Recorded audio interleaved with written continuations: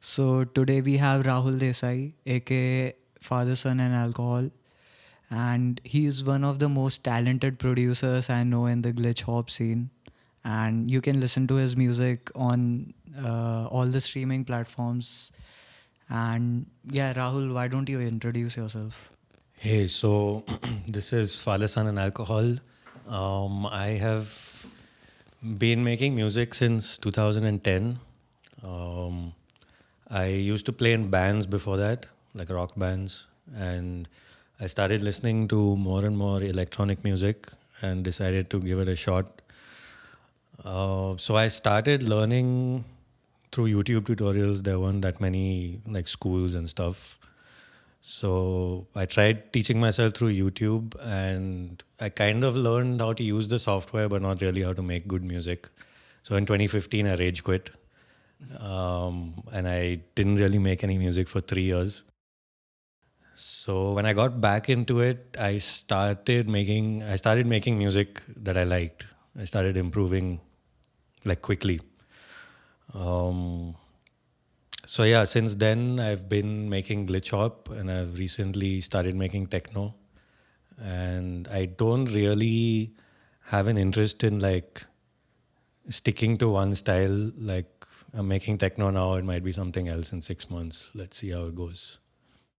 So, what were your first influences, like in terms of the sound that you go for? Like the glitchy sound, like how did you came across like the glitchy sound that you produce? So when I first started learning how to use Ableton, I mainly learned from a producer called Tom Cosm from New Zealand. So his style is also very glitchy, and he wouldn't teach like generic music production. He taught his style of music. So I learned some techniques from him. And then through him, I heard about another producer called Mr. Bill, who also does similar stuff. Like he teaches music production through tracks that he makes. So they are like two of my biggest influences. And sometimes I really freak out that a track might sound a lot like one of theirs, and then I have to show it to a friend, and they say, "No, don't worry about it." So it's fine. Um, yeah, that's where I got the glitches from. So yeah, man. I mean, I think Mr. Bill and Tom Cosme inspired me too to make glitchy stuff, and I've tried making some of the stuff in my tracks, like Mr. Bill, and I have failed miserably. But like, how did you like, how did you practice? How did you uh, get to where you are in terms of your sound? How did you convert like being an amateur to being what you are right now? Like pretty good actually, I would say. So can you expand on that? So initially, I did struggle a lot to make good music, like to make something that I liked at least. So at some point, I decided to just try to copy tracks exactly as they are. And that gave me some insight into how, like, I never actually got an exact copy, but I would kind of build off their ideas and then make something of my own. So that gave me some insight into how they may or may not make their music. I don't know. But that helped me jump into like the next stage, which was finding a workflow that worked for me. So I don't really have ideas anymore. Like I don't get like inspiration. I don't get motivation. I just start doing something on Ableton, and when a good idea presents itself to me, I keep it and then I build on that. And my music is just a series of happy accidents. I'm not doing that much. So yeah, that's interesting, man. But like to think that someone does not have any idea what actually they're going to do, and they do it spontaneously while working on the track. So I think that's what most of the electronic music is made like uh, in terms of, like for example dead mouse also does that. Like I've heard Mr. Bill 3 oscillators even does that. So I think that's really inspiring, and that's really comforting to hear, because most of the guys think about ideas first and then they think about producing. But you should just start producing. Like, you should just sit on the chair and just start. Yeah, that's what I think, and like that's really inspiring. So, yeah, let's hear some of the tracks you find inspiring actually. So it's been a while, but one of the earliest tracks I remember trying to emulate was a track by Tom Cosm called Elmo's Reality. It's kind of, I'm not sure how to describe it. It's kind of techno-ish. I think it's like 4/4, but it's not like, it's not traditional techno. It's Tom Cosm's version of techno. So yeah, let's hear it.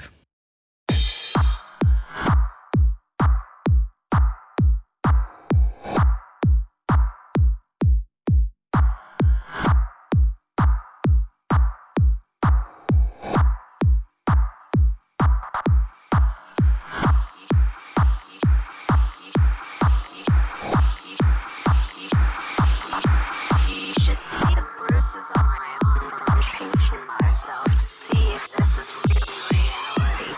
Reality, reality, reality, reality, reality, reality, reality, reality,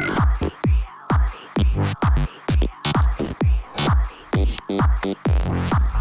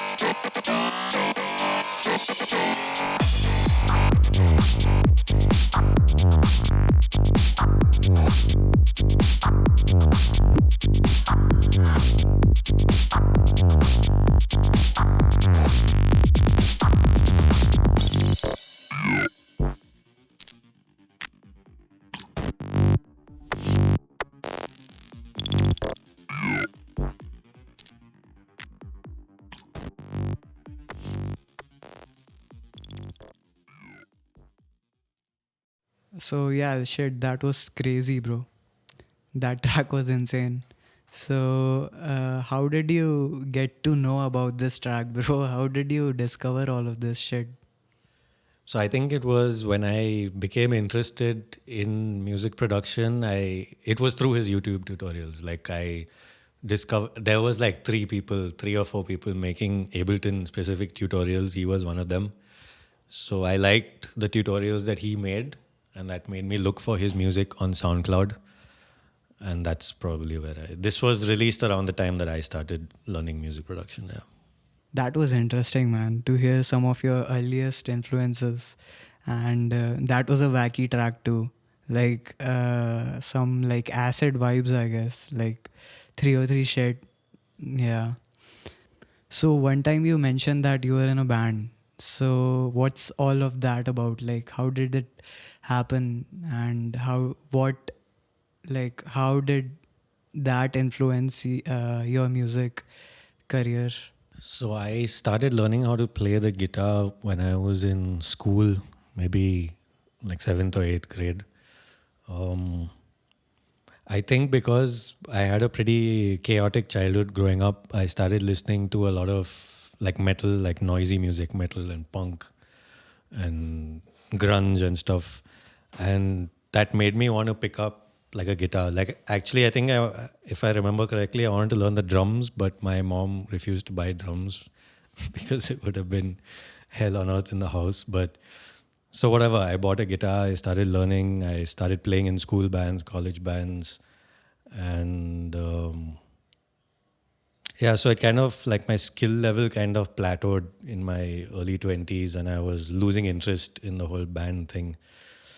And at that point, I started listening to, like, some of my friends started introducing me to electronic music. And from there, I think the overlap happened. And a fun fact about my last band, that band was called Father, Son, and Alcohol. And when it broke up, I kept the name.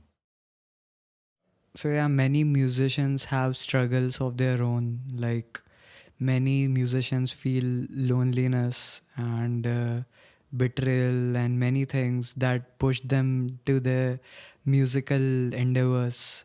And you said you had a chaotic childhood. And do you want to expand, if you are comfortable, do you want to expand on that? How did that influence your life? How did that influence your musical career? Like not career, but like your musical personality. So basically, like, the main thing is, like, my father was a bit of an, not a bit, like, he was a pretty raging alcoholic. And it wasn't like violence every day or whatever. It was just he had a temper. So basically, my parents got divorced when I was like 12, and we moved to Bangalore. And Bangalore is where I discovered all this new music. Like the rock and metal scene is pretty vibrant over here. So that this is actually where I discovered metal in the first place, and where I bought my first guitar. Um, So I've always, I think, because of all the chaos from my childhood, I have always gravitated towards chaotic styles of music like metal and punk and stuff like that. And in electronic music, I like I like more aggressive forms of like techno, glitch hop, bass, drum and bass, that kind of thing. Um, yeah, and also when I produce music, like the track you hear is actually quite dialed down from what was actually happening in the project. There's a lot of deleting I do because I know that people are not going to understand it. It's really chaotic. Even I don't understand it sometimes. I just I just tend to go in that direction, and then I like remove stuff that I don't need. So yeah, chaos is the name of the game here. So any current musical pieces that you resonate to and you relate to what you just said, that you had a chaotic childhood and like chaos in your life and you like chaotic music. So any music of your own that you want to mention to the audience, that you want the audience to hear? Yeah, so last year I released a single called Dark Woods, which I think is one of my first forays into this new techno-ish space that I am in. So it's been a while since I released it, but I have a bunch of tracks that I'm sitting on that are similar to this, which will come out soon on the Suffer label. Um, so yeah, we can have a listen. Dark Woods.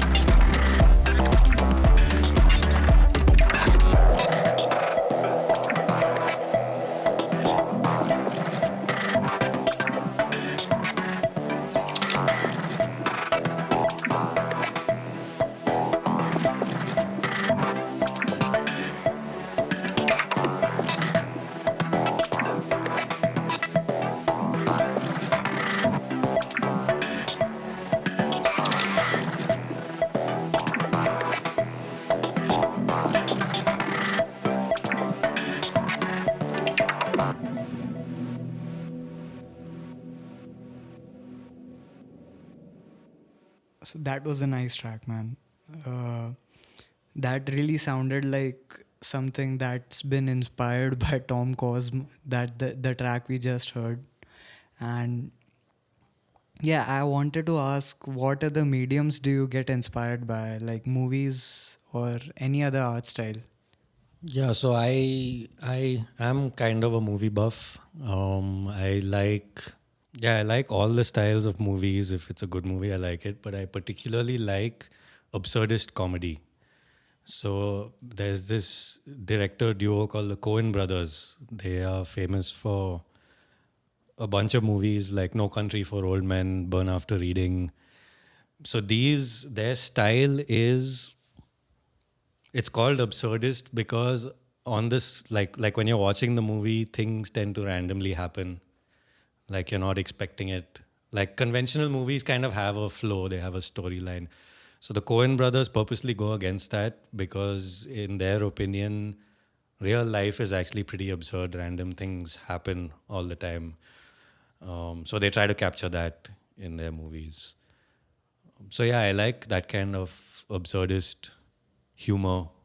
I also like stand-up comedy, and again, even among the stand-ups, I tend to gravitate towards the more absurd ones, like Norm Macdonald or like Mitch Hedberg, those kind of comics. Yeah.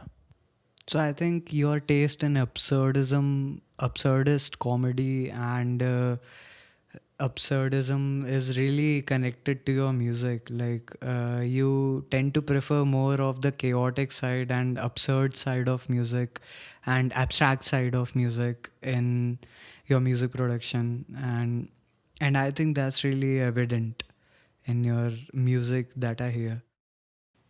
Yeah, so I do try to like incorporate some of that absurdism in my music. Like I try not to go like too dark or too serious, but even if I do, I try to have like something like a fill or like a vocal sample that's kind of goofy, that's kind of funny. So I do try to like incorporate some absurdism in my music. Yeah, so that was quite fascinating to hear your view on absurdism of music in your music production. And what do you think about the current state of music industry in India? So I can speak for electronic music mostly. I'm not that in touch with the other scenes. But in electronic music, there is obviously Suffer is the greatest thing that has ever happened to this country. Um, but yeah, there is a lot of experimental acts coming up. I've noticed. So I like that people are not just jumping on a trend and trying to make as much money as they possibly can. Um, yeah, so that's a good thing. There's also a lot of music education happening in the country, music production education. That is also good, like for the scene. It will move us forward in the global electronic music scene. Um, as far as gigs go, the gigs are happening in different places in India. I'm not sure where it's going to go from here, but there is a good scene, there is a vibrant scene, and it's good to be part of it. So you have been in the education sector. Like I've heard that you were a teacher in a music institute yourself. So what was the experience like, and what are your hopes with the music electronic music industry in India? Yeah, so I I taught for around 5 or 6 years. Initially in ILM Academy, like the Bangalore branch, which is now called the Music School, and then I taught for 4 years in TMSB, which is also called the Music School Bangalore. I did find that over the years that I did teach, the number of students that came for music production were increasing gradually. So I think the scene is expanding, is growing a lot. I haven't taught in a few years, but I imagine that it's still growing. Yeah, like kids are interested in this new scene that we are developing, and it looks good. The future of independent electronic music in India looks pretty good right now. So following up on your answer, what are your current favorite musicians in India, favorite electronic artists in India? Yeah, so without a doubt, I believe Suffer is the greatest thing to happen to the independent electronic music scene in India. Other than that, I'm a fan of artists like Three Oscillators, Vishal Unni, Kora, etc. I think all of these artists are very diverse, quirky, experimental, abstract music, which I'm a big fan of. So I'm glad they're around. So if there was any one track that you would like to play from our Indian music community, what would it be? So one of the members of Safar is Visual Sadhna, and he released a track called Ratri on our latest experimental compilation. So I really enjoyed the track, and I also got to see a breakdown of the track on his Ableton. Like we did a Zoom call with some of the members of Suffer, and he showed us how he made the track.